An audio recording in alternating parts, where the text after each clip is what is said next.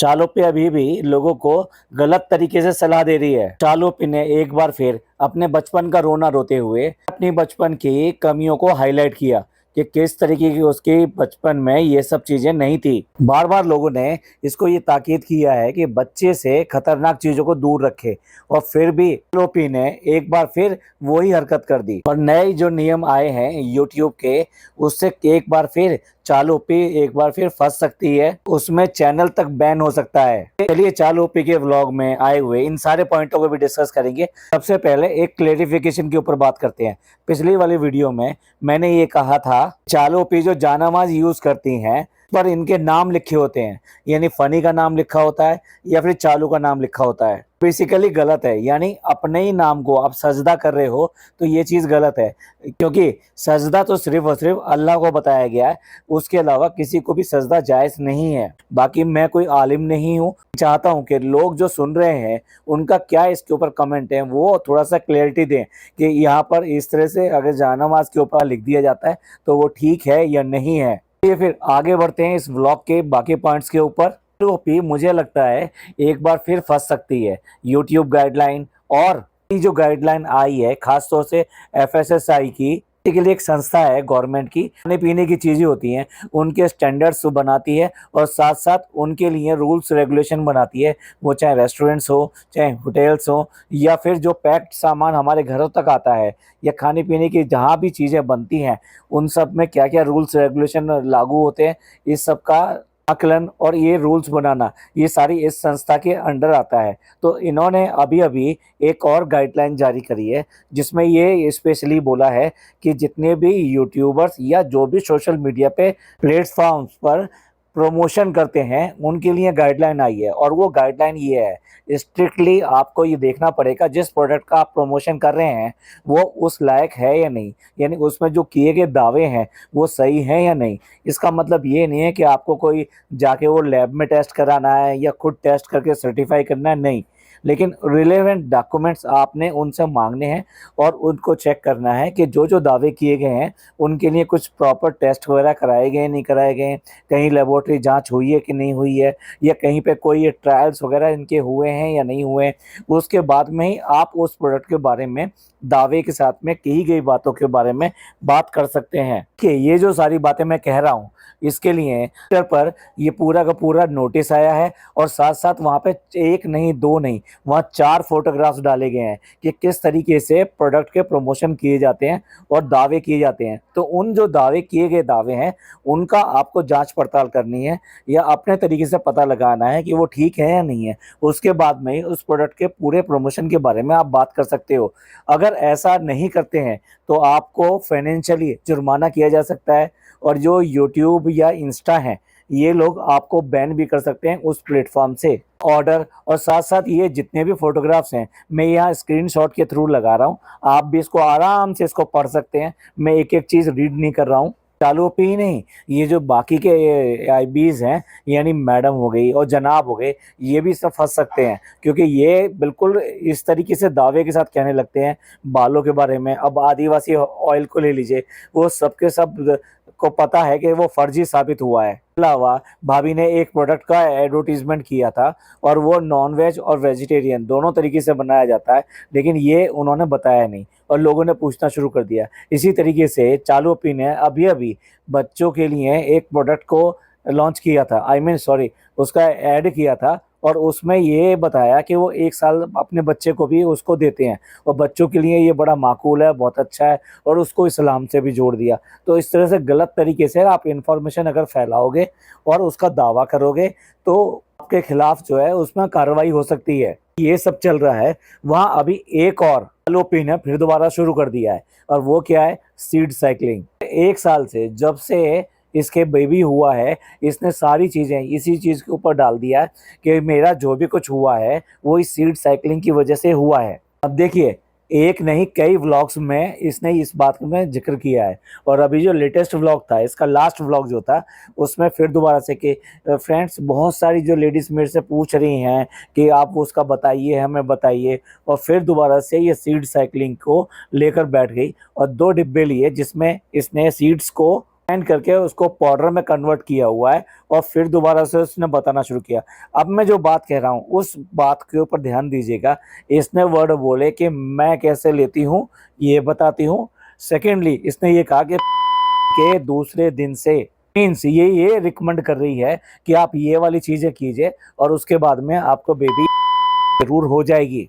अगर ये सिर्फ और सिर्फ पीसीओडी और बाकी चीजों के लिए ये कहती तो फिर ये बात नहीं कहती कि किस दिन से ये लेना चाहिए। अगर ये चीज इसने कहा है तो डेफिनेटली इसने ये बात कहने की कोशिश करी है कि आप ऐसा कीजिए और उसके बाद में आपके फर्म हो जाएगी या वो हो जाएगा। पे इस तरीके से दावे करना और इस तरह की बातें करना ये बिल्कुल बिल्कुल गलत है। लगता है चालुपी ने जब बच्चा होने के बाद में ये एक ऐसी आपा बन गई है कि सबको बच्चे बांटती फिर रही हैं।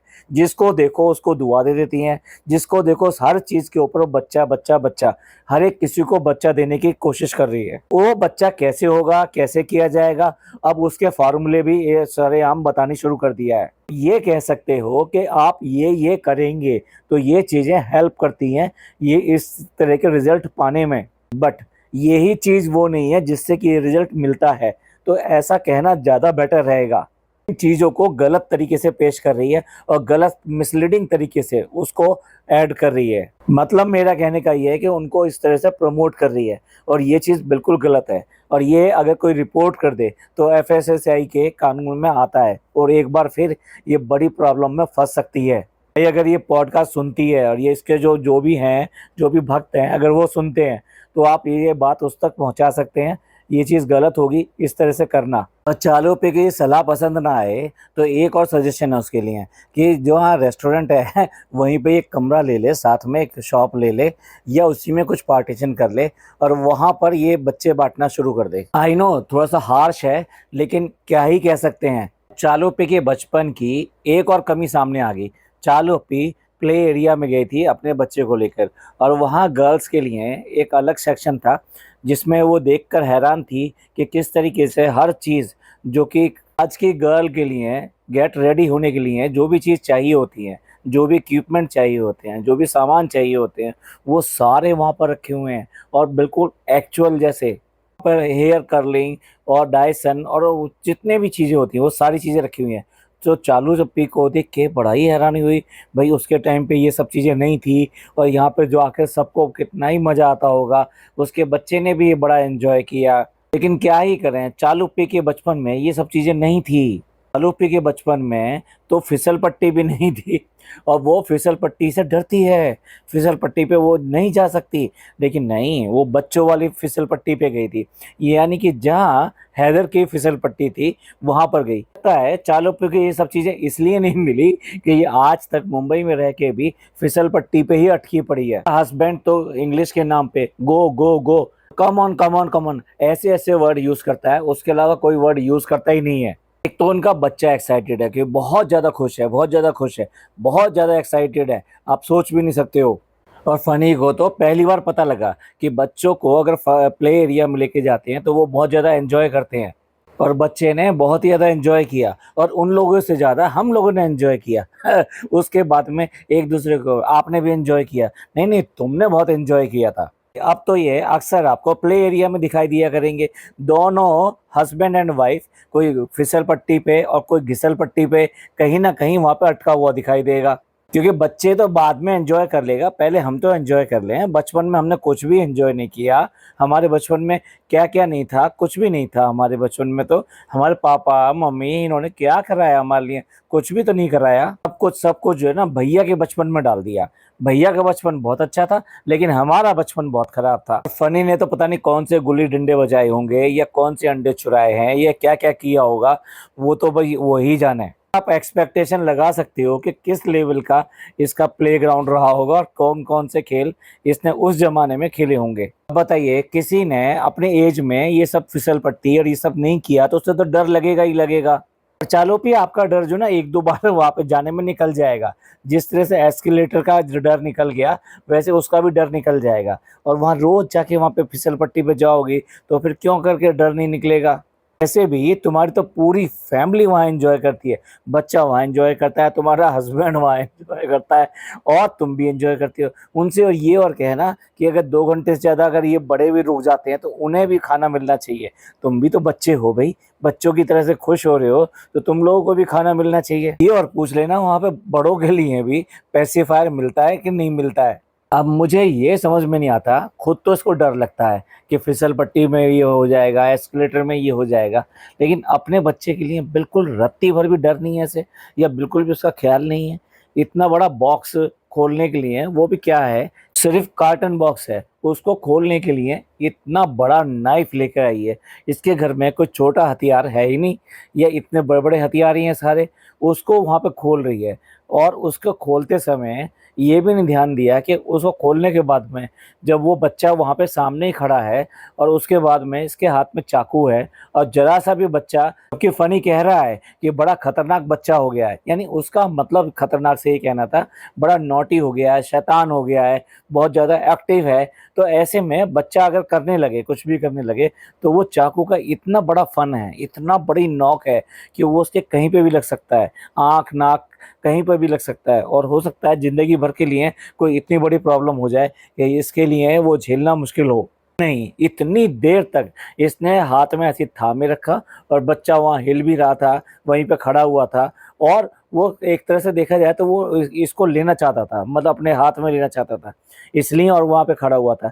ऐसे में कितना डर लगता है। बट इन दोनों में से किसी को भी एक बार भी ये ख्याल नहीं आया कि ये चाकू ये लग भी सकता है। तरफ तो जो स्विचेज़ हैं, जो ज़मीन पे बने हुए स्विचेज़ हैं, उनको बंद कराने की बात कर रही है, और दूसरी तरफ खुद ही इतना खतरा अपने हाथ में ही मोल ले लेती है। तब बच्चे का बिल्कुल भी ध्यान है या नहीं, कोई केयर है या नहीं है। ये केयर वाली बात ही तो है कि उसके अगर नेल भी कटेंगे तो उसके लिए अलग टाइप का एक नेल कटर है, वो बड़ों वाले नेल कटर से भी थोड़ा सा साइड में करके काट सकती है, लेकिन नहीं, उसके लिए भी अलग है। क्यों? क्योंकि उसकी सेफ्टी ज़्यादा इम्पोर्टेंट है। देखिए किस तरीके से लोगों के आने वाले जो गिफ्ट होते हैं, ये जो डिजिटल भिखारी हैं, इन्हें सब कुछ चाहिए, सब कुछ चाहिए, लेकिन किसी की ना कोई इज्जत है, ना कोई थैंक यू बोलना है, ना उसके लिए ब्लॉग में थोड़ा सा नाम लेना है कि भाई ये ऐसा हुआ है। अब देखिए एक गिफ्ट आया पड़ा है, और वो भी कब आया था, जबकि इसका बर्थडे था। बच्चे का बर्थडे कब हुआ था? जब पापा एडमिट हुए थे, उससे पहले 1 महीने करीब तो पापा की बीमारी चलती रही। अब उसके बाद में भी लगभग अब 1 महीना होने जा रहा है, और अब आप सोच लीजिए लगभग 2 महीने से ऊपर वो गिफ्ट आए हुए हो गया, लेकिन इस बंदी ने उस गिफ्ट को आज तक खोल के नहीं देखा। और जो पिज़्ज़ा जो बार बार कहती रहती है, नहीं मुझे यही चाहिए था, नहीं नहीं मैं ये देखना चाहती थी, उसको भी ये पता नहीं कि ये गिफ्ट कहाँ पड़ा हुआ है, कैसा पड़ा हुआ है। और वो ऐसी जगह पड़ा हुआ था जहाँ बारिश का पानी उसको आ रहा था, और बारिश का पानी आने का मतलब ये है कि वो कार्टन बॉक्स है, तो डेफ़िनेटली वो ख़राब भी होगा। और सबसे मज़ेदार बात तो ये है भाई, जिसने दिया है इसको, उसने इसको कॉल करके भी बताया कि हमने गिफ्ट दिया है, उसको आप ले लीजिए, उसको खोल लीजिए, और वो जो है बच्चे के लिए है, छोटे बच्चे के लिए है। अब बड़ा जब हो जाएगा बच्चा तो उसका कोई फ़ायदा नहीं रहेगा, उसके बाद में भी चालू पी के कान पे कोई जू नहीं रहेंगी। अब आप सोच लीजिए कि जब कोई इसको ताकीद कर रहा है कि चीज़ें ख़राब हो जाएँगी, ठीक नहीं रहेंगी, तो उसके बाद में भी इसको ध्यान नहीं है, और ना ही उसका ये है कि भई चलो इसने भेजा है तो व्लॉग में एक बार बता देते हैं। अब उसको खोल कर लेकर आई है, जब 1 महीना नहीं बल्कि 2 महीने से ऊपर गुज़र चुका है। अगर आपने कोई चीज़ इसको प्रमोशन के लिए दे दी, इस टाइप से दे दी, तो आप भूल जाइए, आपका जो बिज़नेस है, आपका जो शॉप है, आपका जो प्रोडक्ट है, वो इंतज़ार करता रहेगा, धूल खाता रहेगा, हो सकता है कि ख़राब भी हो जाए, उसके बाद में क्या ही प्रमोट करेगी। ये तो एक खिलौना था, तो इसलिए वहाँ खोलने के बाद में एक यूज़ेबल कंडीशन में मिल गया।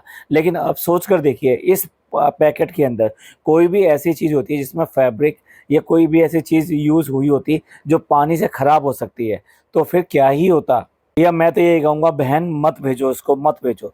और इतने सारे गरीब बच्चे हैं, अगर उनको किसी को भी दोगे तो वो बहुत बहुत दुआएं कह देंगे। आप चाहो तो उनसे कह दो कि भैया ये तुम्हारे लिए है, लेकिन दुआ जो है इसके बच्चे के नाम की कर देना, चलो वो भी चलेगा। अगर तुम्हें लगता है कि नहीं दुआ जो है उन तक पहुँचनी ज़रूरी है, तो ऐसा भी कर देना। लेकिन ये क्या यार, इसको देने से फ़ायदा क्या?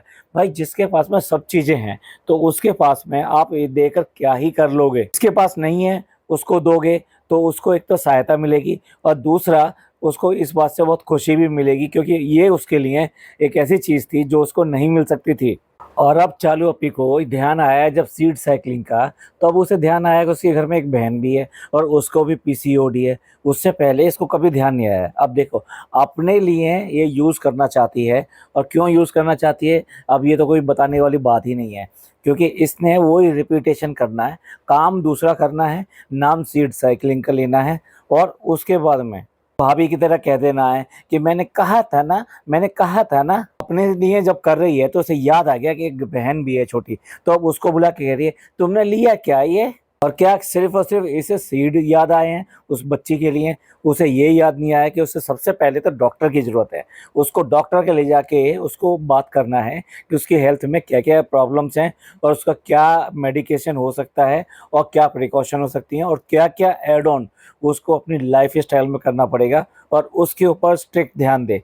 भाई पहले एक बार मैंने देखा था उसको मना कर रही थी खाने पीने के लिए, नहीं नहीं नहीं तुमको ये सब नहीं करना है, जबकि उसने ये कहा कि नहीं मैं ये नहीं कर रही हूँ। बड़ी बहन वैसी बन जाती है, लेकिन ना डॉक्टर के लेके गई, ना ही उसके डाइट का जो चार्ट बनना चाहिए था जो उसने कभी पहले बनाया था उसको कभी फॉलो करने दिया इसने। असल में डिसिप्लिन की तो ये इतनी अगेंस्ट है, इतनी अगेंस्ट है कि इसे चिढ़ है जैसे डिसिप्लिन के लिए। कोई भी चीज़ डिसिप्लिन रूप में की जाए उससे तो सबसे पहले दूर भागती है, ना खुद करती है और ना ही दूसरे को करने देती है। यही वजह है कि बहन का स्वास्थ्य भी इतना बुरा हो चुका है कि आज की डेट में वो धीरे धीरे बीमारी पकड़ती जा रही है, और साथ साथ आप देख ही रहे हो कि क्या है। और यही लड़की अपने कॉलेज भी जाती है। अब आप सोच के देखिए कितने सारे लोगों के बीच में जाती है ये। अब इसको एक प्रमोशन में एक हार आया है जो कि लौंग का बना हुआ है, और साथ साथ उसमें सिल्वर लगा हुआ है। इसके लिए इसने जो मेकअप करके, जो ड्रेसअप करके जो रील बनाई है भाई, उसके पे क्या ही कमेंट आए हैं। ख़ास तौर से इंस्टा की जो ऑडियंस है ना, वो अलग ही क्लास की है। वो जिस तरीके की क्लास लगाती है भाई, और कोई क्या ही क्लास लगाएगा। हाँ, इसको क्या क्या नहीं बोला गया। इसके शरीर के ऊपर कमेंट किए गए, इसके मेकअप के ऊपर कमेंट किए गए, क्योंकि आपको पता है इसका मेकअप क्या होता है, पूरा वाइट वॉल पुट्टी लगाकर बैठ जाती है। उसके अलावा इसके लुक के लिए हैं, और साथ साथ जब इसने हार पहन लिया वो उसके बाद में जिस तरह से ये बात कर रही थी उसके ऊपर लोगों ने इसे तांत्रिक वगैरह पता नहीं क्या क्या कह दिया। जबकि मैं ये मानता हूँ कि ये किसी ना किसी का ट्रेडिशन है, तो उस ट्रेडिशन के ऊपर उंगली नहीं उठानी चाहिए। ये बाजीगर बन के कुछ भी करती है, कुछ भी करती है, तो लोगों को कहने का मौका तो मिलता ही है। लोगों ने इसको बहुत ज़्यादा वहाँ पर बुरा भला कहा है ये ऐड करने के लिए। भाई पहली बार ये हुआ कि इसने पिज़्ज़ा के कपड़े पहने हैं। यस, बिल्कुल सही बात है ये। इसने पिज़्ज़ा के कपड़े पहने हैं। ये वही कपड़े थे जो इसको ऐड करने के लिए यहाँ पर यूज़ किए इसने, कि जो कि पिज़्ज़ा ने ईद के ऊपर पहने थे, और भाभी ने इसको वेल डेकोरेट आई मीन इसको बहुत अच्छी तरह से तैयार किया था। बहुत ही फाइन और बहुत ही लाइट मेकअप इसको लगाया था जो इसके टोन को मैच करता है। अब देखिए, सबको पता है कि आज की डेट में ये लड़की भी इंस्टा पे है और सोशल मीडिया पे है, तो किस-किस को ये लगता है कि इसने कमेंट नहीं पढ़े होंगे। पिछले वाले व्लॉग में कितने सारे कमेंट इसी के फ़ेवर में आए थे कि ये अपनी छोटी बहन को किस तरीके से क्रिटिसाइज़ करती है और ह्यूमिलेट करती है लोगों के सामने, सबके सामने ह्यूमिलेट करती है, तो ये कितना गलत है। इसको कभी भी इसके फ़ेवर में तो बात करती नहीं है, ना ही उसका एहसान मानती है कि उसने कम से कम ये सब एफर्ट तो लिया। तो भाई ये सब चीज़ें किसको नहीं पता होगी, लेकिन जो जिसको नहीं पता है वो है पिज़्ज़ा। क्योंकि जिसके लिए बात की जा रही थी, जिसके लिए लोग मरे जा रहे हैं, इसको न्याय दिलाने के लिए, इसको जस्टिस दिलाने के लिए, इसके फ़ेवर में ये सब बातें की जा रही हैं, और उसको पता नहीं है। किसको ऐसा लगता है? ये चालू पीस सब कुछ सिखा पढ़ा के इसको वहाँ बैठाया, और बैठाने के बाद में ये बात करी कि पिछले व्लॉग में इस तरह की बात करी। तो कहते क्या है चालू पी, कौन लोग हैं? अरे भाई, फिर इसके ब्रेन वॉश से बाहर आएगी ना, भाई ये सोचेगी कि इससे बुरा आदमी कोई दुनिया में नहीं हो सकता जो इसकी बहन है। इतनी टॉक्सिक है कि हर बार उसी को डांट पड़वाती है, उसी के बारे में गलत-गलत बातें करती है, और फिर उसके बाद में जब इसको कोई बुरा कहने लगे तो उसको सही कहने के लिए भी अपनी ही बहन को बुला लाती है और उसी से कहलवाती है। ये इसकी पुरानी आदत है, ये सारी चीज़ें इन्हीं से कहलवा देती है। जैसे इससे कहलवा दिया, जैसे शहर से कहलवा दिया, जैसे ज़ारा से कहलवा दिया। ये हमेशा जिनके बारे में बात करनी होती है, ये उन्हीं से ये कहलवा देती है, नहीं, नहीं ऐसा कुछ भी नहीं है, हमारे में तो ऐसा कुछ भी नहीं है, और हम तो सोचते भी नहीं है, हमारी तो आपकी बहुत ही अच्छी हैं। तो ये था हमारा रिव्यू इसके ब्लॉग के ऊपर। देखते हैं भाई किस पे एक्शन होता है और कौन एक्शन लेता है, क्योंकि चालू पी तो अपनी हरकतों से बाज नहीं आ रही हैं, लगातार वही सब करते चले जा रहे हैं। ठीक है, इन सब के बारे में आपका क्या कहना है प्लीज़ कमेंट करके ज़रूर बताइएगा। आपको ये पॉडकास्ट अच्छा लगा हो तो प्लीज़ लाइक कीजिए, सब्सक्राइब कीजिए और शेयर कीजिए। थैंक यू, धन्यवाद, शुक्रिया।